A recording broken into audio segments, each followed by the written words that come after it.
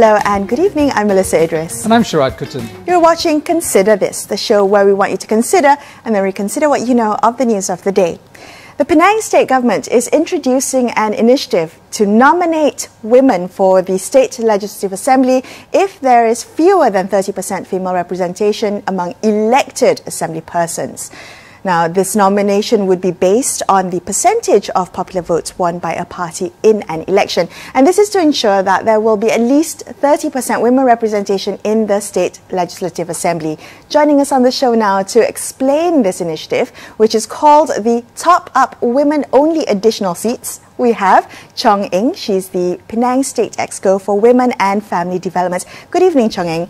I want to begin our conversation by asking you, what would you say to those who argue that an assembly person should be in a role because of merit and not of gender?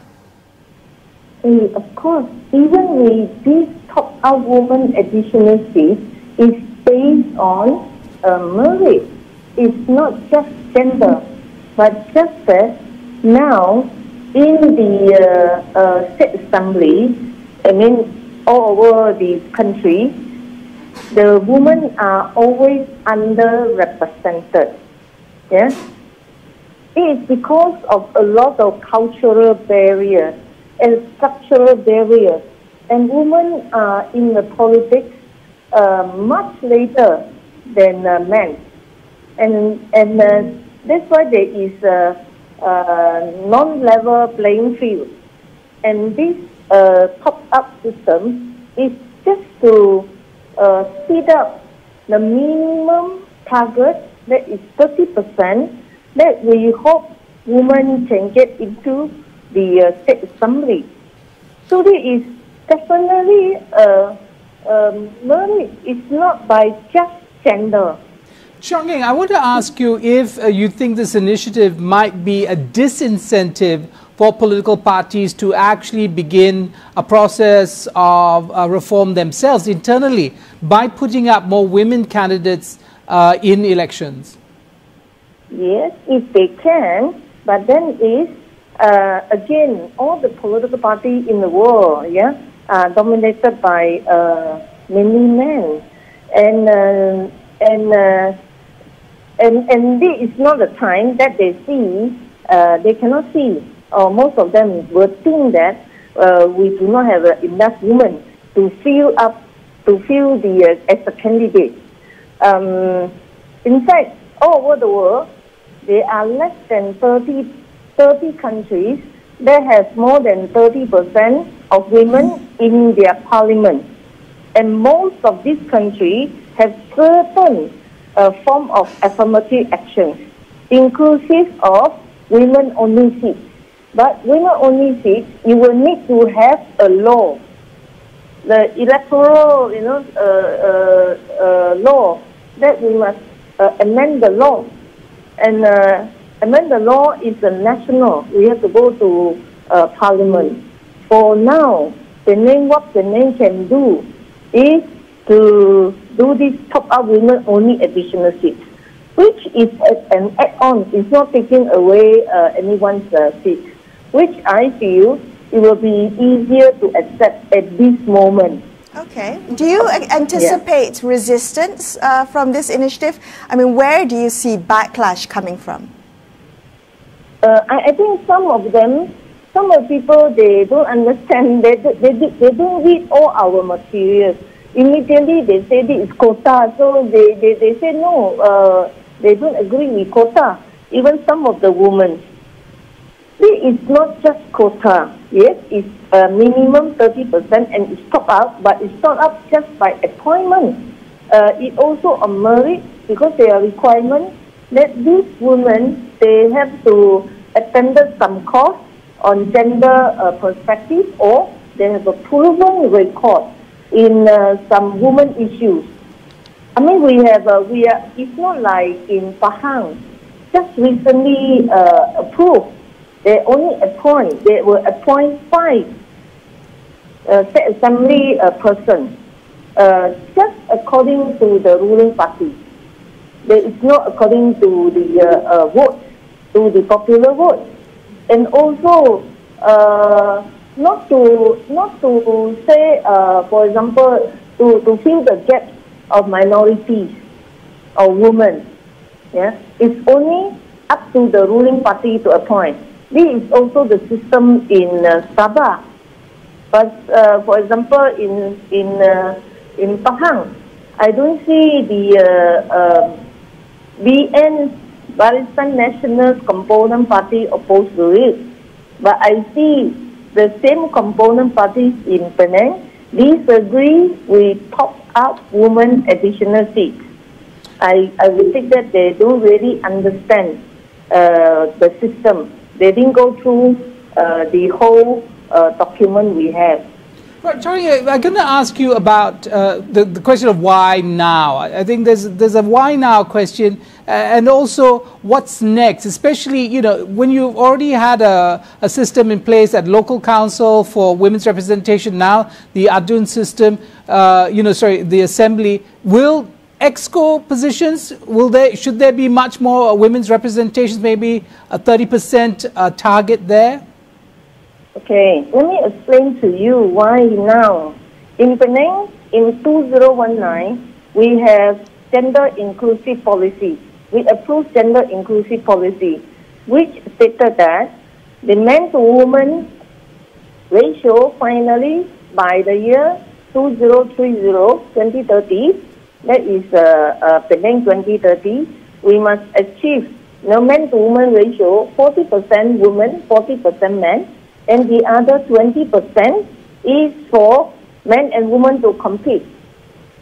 Then it means no gender will have less than 40%, or no gender will have a monopoly more than 60%.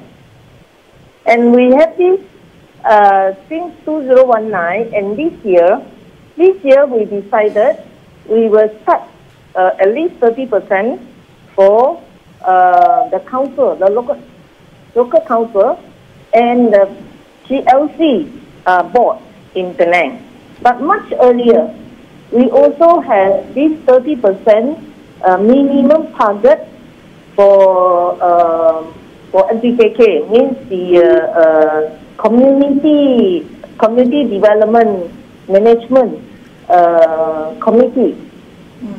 Right. So it's not suddenly we have at this time.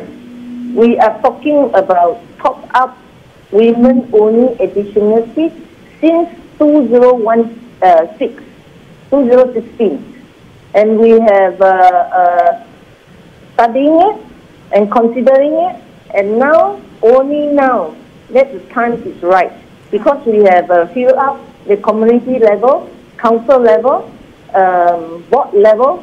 And now it's the state assembly level, and hopefully it will be in parliament level, and in Exco, and also in the cabinet. Okay, all right. Well, Chong Eng, thank you so much for joining us on the show tonight and explaining to us some of the impetus behind this initiative. Thank you for your time. We're going to take a quick break here and consider this, but after this we'll be joined by an advisor to this initiative to discuss more. So stay tuned to consider this.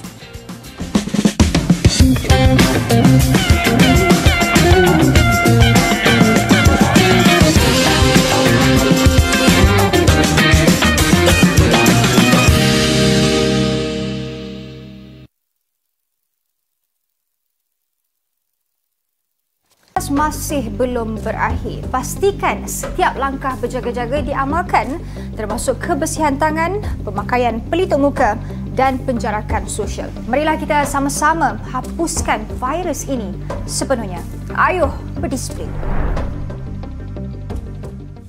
Seperti mana kita semua tahu, virus COVID-19 masih aktif. Sebagai peringatan, amalkanlah penjarakan sosial, kurangkanlah aktiviti kunjung-mengunjung. Keluar bila ada urusan penting sahaja. Kita semua mampu melakukannya dengan disiplin yang tinggi.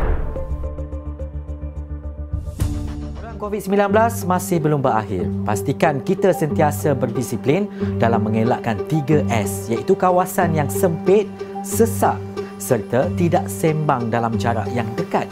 Mari kita sama-sama menjaga disiplin kita, hapus COVID-19. Kita telah lakukan yang terbaik setakat ini. Tetapi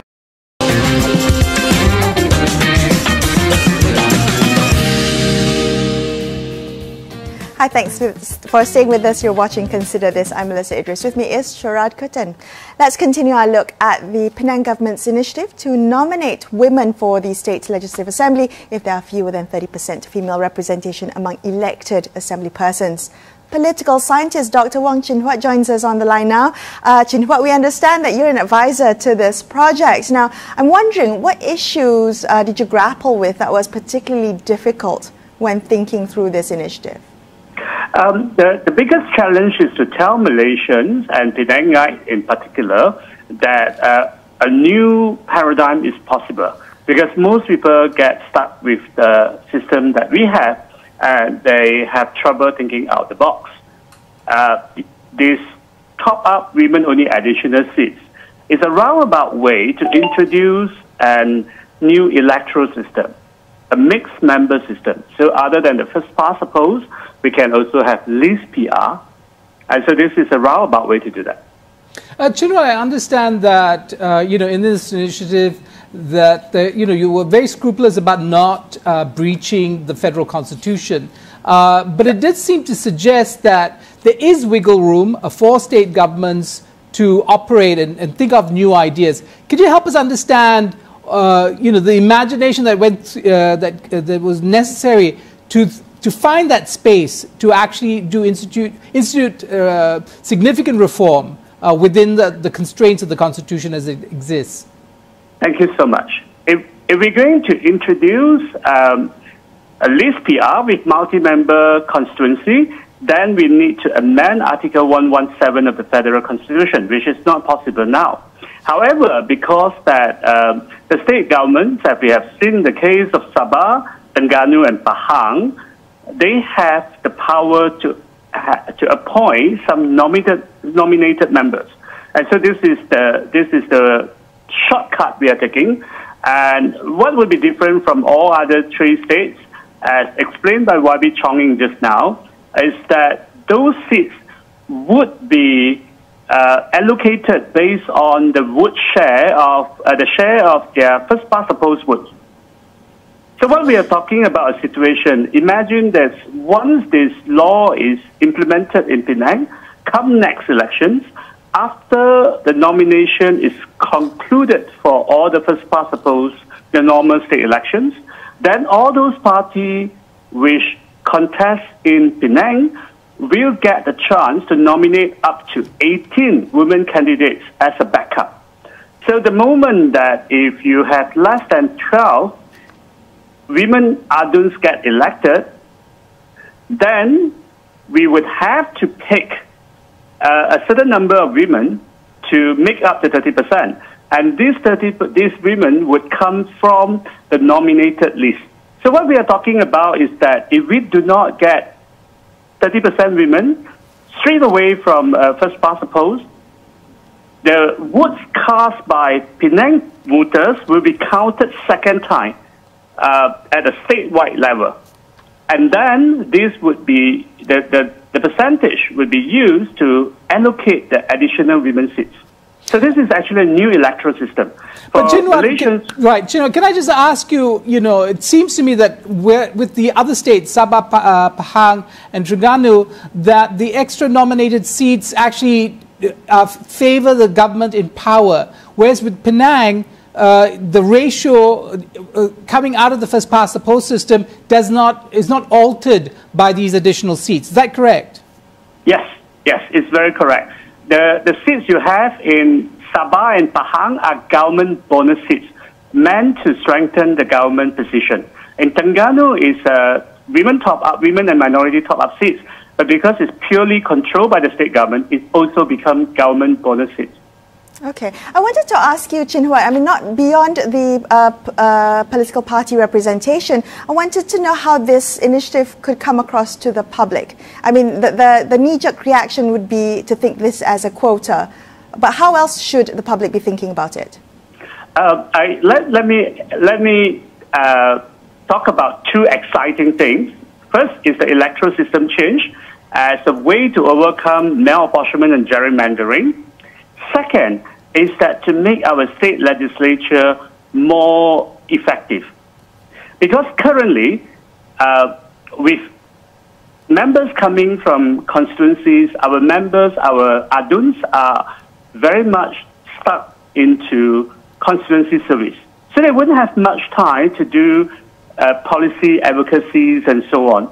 But when you have these top-up women who represent the entire statewide electorate, and their job would have to be advocating policy solutions because they don't do constituency service.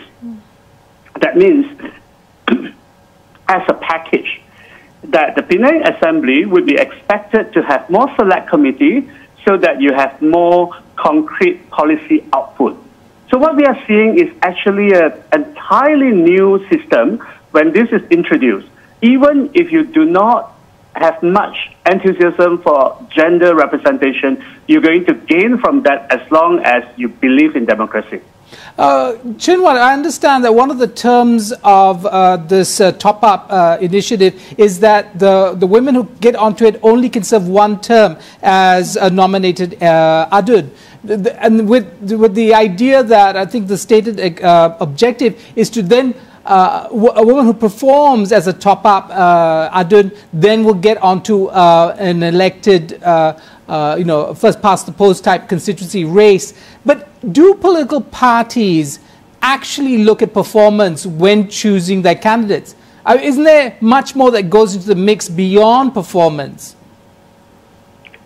Yes. What actually happened is this, that when you have these top-up seats, party can actually use it to signal to certain segments of the voters and say, now, we might actually have a second chance for your vote to be counted. You see, we actually nominate people who can represent your interests. For example, let's say if a party in the top-up candidate list, they put a lot of women who are below 30, who represents or who are people with disabilities or single mothers.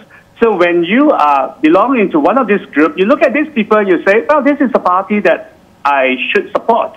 So when you cast your vote for your normal state elections, you would not only consider the constituency candidates, you would also think about this party list. I mean, it would not work, of course, perfectly across the party. But over time, party would start realize and say, if I put up a good party list, then it would actually help me to get more votes. So we are not appealing to the noble calculation, the noble ideas of the party, but we appeal to the self-interest calculation. Okay, very quickly, Chin Huat, do you think other states will follow suit, especially Selangor, since it's also a Pakatan Harapan government? It is possible, because Selangor also does not reach the 30% goal. Once Penang starts it, I think that this would be a positive trend. Well, Chin Huat, thank you so much for joining us on the show tonight. We appreciate your time. Another quick break here on Consider This, but stay with us. We'll be back with more.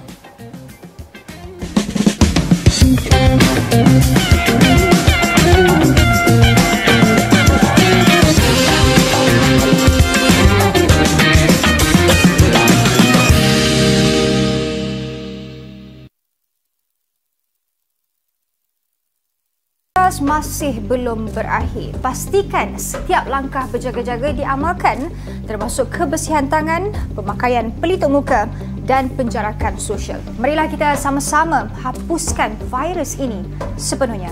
Ayuh berdisiplin.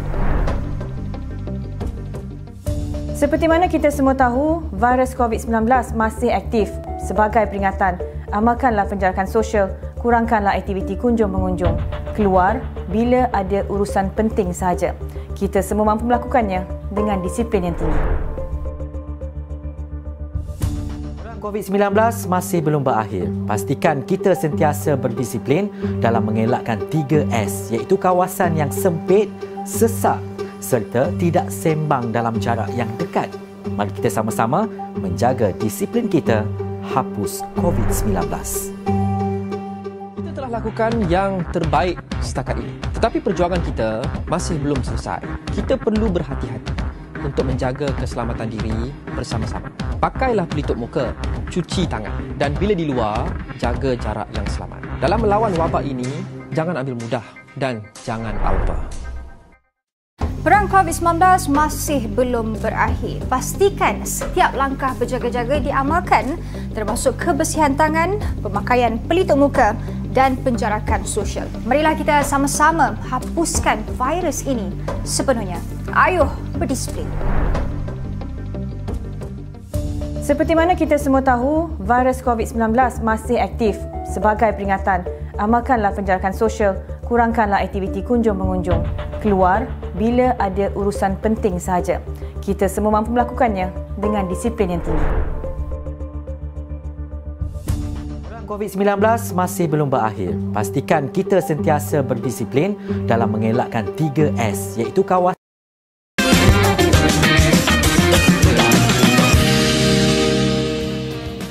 Hi, thanks for staying with us on Consider This. I'm Melisa Idris with me, Sharaad Kuttan, and joining us now we have Tam Xueh Wei. She is the campaign manager of the 111 Initiative, which aims to ensure 50% women representation in the Dewan Rakyat. Good evening, Xueh Wei. Thank you so much for joining us. Now, we've been discussing the Penang government's plan to nominate women to the State Assembly, this to ensure at least 30% women representation. I'm wondering, do you welcome this move? I definitely do welcome this move.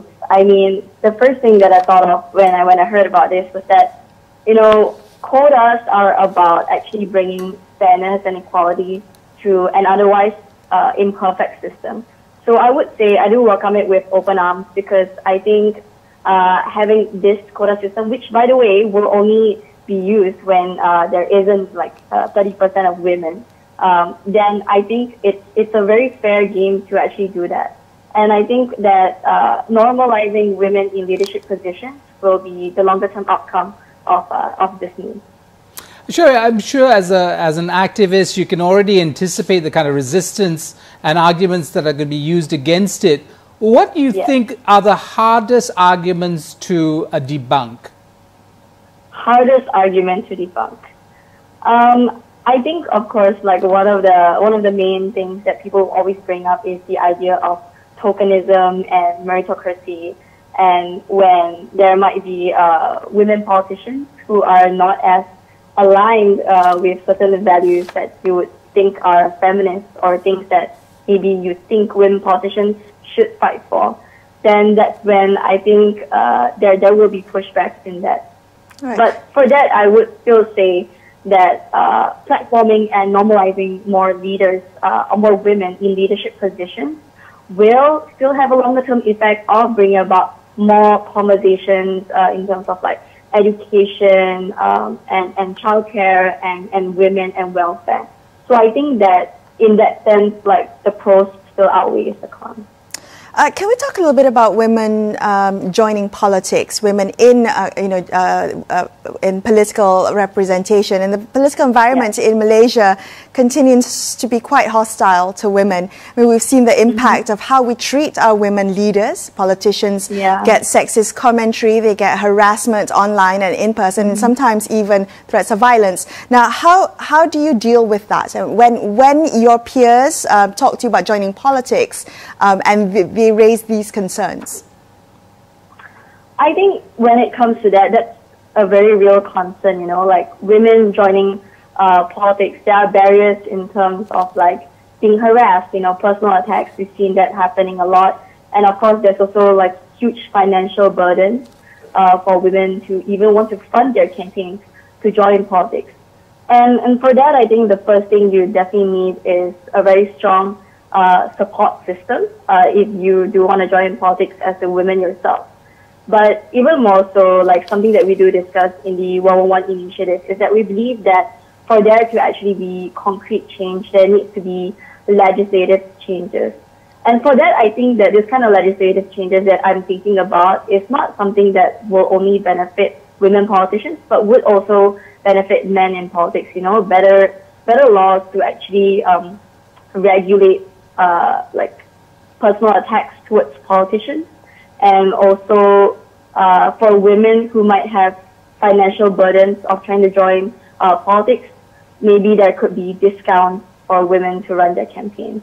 On the back of this initiative, do you anticipate changing your strategy? Are you going to be looking at the various states and encouraging them to do the same thing? Perhaps the Pakatan Harapan states of Selangor and Negeri Sembilan versus, will no longer have a PN-led states, but Bersatu-led states. But what about Johor, or where we see, where's the front line for you in terms of getting states to take this up? I think, for now, like I would think that it would actually be a really great move for all the other states to also take up like a similar quota system for their assemblymen women. But for us, like I think we have always looked at the larger component of the more structural barriers. I mean, this is definitely one of it. So gatekeeping, party gatekeeping is definitely like a huge issue that we always do discuss about. And I think that's what this quota can actually tackle, because it's something that, I like because Penang, they would actually do it fairly across all parties. And it's something that they do afterwards if there isn't enough, like isn't there 30% of representation. But I think for us, we would still also look at the larger things such as like mentorship of women to actually join politics. And also the financial barrier is something that we look at as well. Well, we spoke to Penang State Exco Chong Eng a little bit earlier in the show, and she said something that was quite interesting to me. She said that women tend to join politics much later than men. And as a young person yourself, I'm wondering, how do you encourage young people to join politics so that when there is a choice for political parties to push forward certain candidates, that there's a talent pool of women to choose from? Yeah, I think this goes back to what I mentioned a little bit about, as well as like gatekeeping of candidate recruitment and platforming, right? It is true that like studies show that when party gatekeepers would choose which candidates to platform, you would choose people that resemble you more. And when there is male dominance in party gatekeeping, that directly genders this kind of platforming. So in that sense, we do understand why more men might be pushed forward as candidates in elections, which is why I think one of the ways that we would need to shift this change is to actually platform more women to be in executive positions, in leadership positions. And I think when we do see more women in these positions, you would feel more encouraged to also want to occupy the same space. Well, thank you so much for joining us on the show tonight. We really appreciate your time. Thanks for your insights. That's all we have for you on this episode of Consider This. I'm Melisa Idris. And I'm Sharaad Kuttan signing off for the evening. Thank you so much for watching, and good night.